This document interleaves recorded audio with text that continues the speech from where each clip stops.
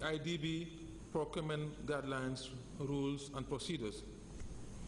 In order to improve public procurement, there is therefore the need to build human capacity, which calls for skills building programs in areas such as drafting and updating procurement regulations, building awareness and sensitizing stakeholders against corruption, conducting competency-based and advanced training courses in the use of procurement information systems, and understanding of good governance in public procurement. These training programs should target public procurement officers such as you, professionals, civil servants, local government, oversight institutions, the private sector, and of course civil society. The Management Development Institute, the main training institution in public sector management and administration for over a generation, has once again pledged its fullest commitment in the execution of such a mandate.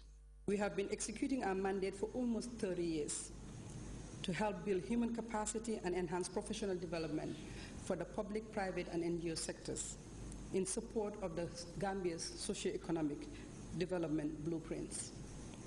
Our stock of highly trained professionals to deliver courses has improved due to the ongoing integration with the University of the Gambia. We have more than 13 of their faculty members from business, economics, and management that have joined us.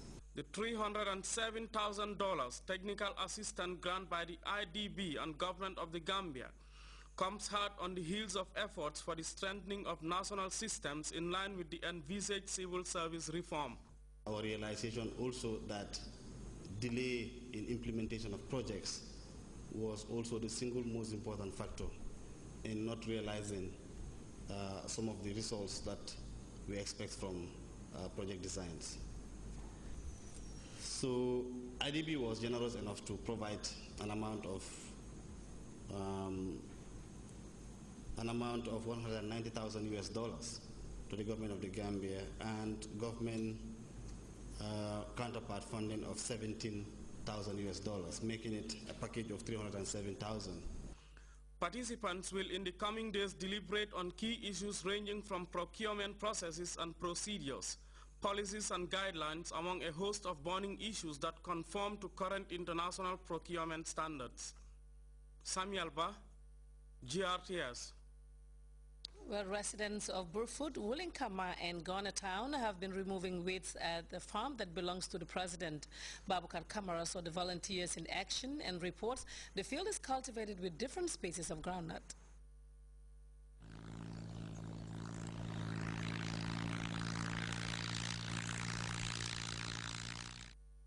It is the new presidential farm that started crop cultivation barely 2 months ago under Kanilai Family Farms management. The initiative, propagated by the communities of Bruford, Willinkama and Ghana Town, shows no signs of abating as weeding continues. It's the Moroccan type. We put here for the experiment to see whether it will work well, in this country. Because, he's all about, making experiments to see whether different countries, their varieties will work here. But thank God, we were able to have success on it. The farm composed of mixed cropping is at the flowering stages, while seed development of the groundnut is advancing. Recalling the presidential directive for Gambians to go back to the land and grow what they eat, Kanilai Family Farms authorities are looking into new strategies to enhance production and productivity. They are behind, doing all the donkey job here. But then the main sponsor is Kenya, and then these varieties or these seed notes were were collected from the president. Because before what I told him that before I send it to the provinces, I think we have to start Kenya and Bruford to make sure that we have set an example before sending it to the various farms. And then if you look at it, the cost of the transportation is zero because we are not buying fuel to transport them. And then one thing that the Gambians have to understand, His Excellency calls back to the land does not mean that, we walk and then give it to him. Now, if you look at, the number of Gambians that are sponsored in Taiwan, number of Gambians that are sponsored in different countries, is from the products, is from the farm. The volunteers, headed by their respective community leaders, expressed gratitude to President Jammeh and have recommitted themselves to back to the land call for improved household food security.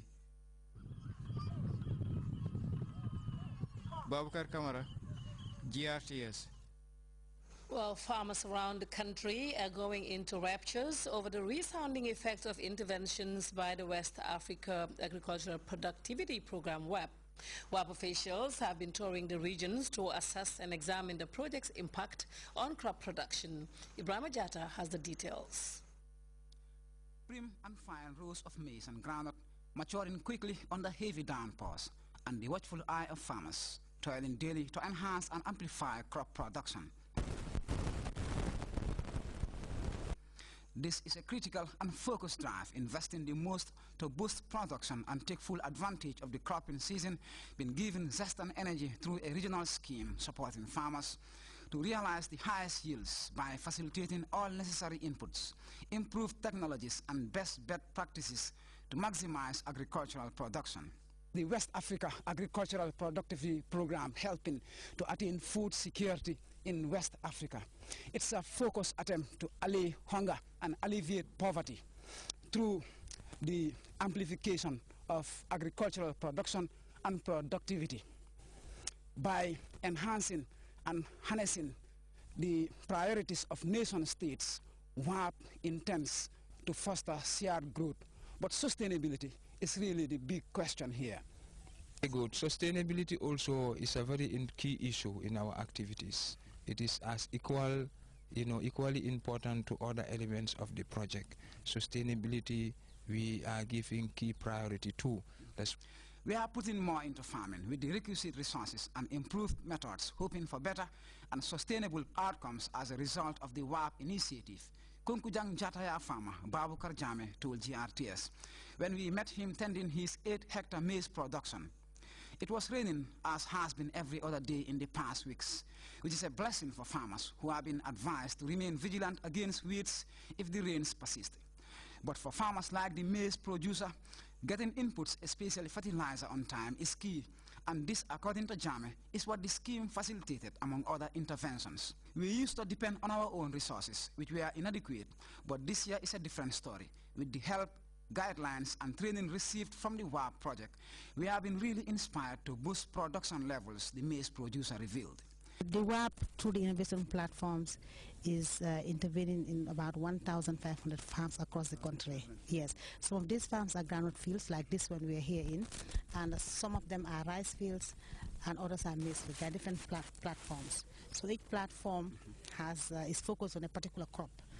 So we have in total about 1,500 fields across the country. That is from the West Coast region right down to the URR. Improving productivity is the drive here, but at the core of it, officials want farmers to adopt best practices, exploiting a range of innovative guidelines and techniques, making the most of the resources provided by the program, which is funded by the World Bank. Forging greater ties between researchers, agro-extension workers and producers is one way WAP seeks to inject efficiency in agriculture. The key result of the WAP at the end of the day is to ensure that there is increased production and productivity. Initially, as Jara said, extension is to disseminate information generated by research to farmers with the objective of increasing their agricultural production and productivity. But what WAP is doing now is strengthening that generation of technology and the dissemination aspect with the global objective of improving agricultural productivity. 3 components of crops, namely groundnut, rice and maize, have been driven in the Gambia as WAP moves to augment agricultural efficacy under a system designed to enhance and connect national priorities in order to promote collective growth in the ECOWAS region.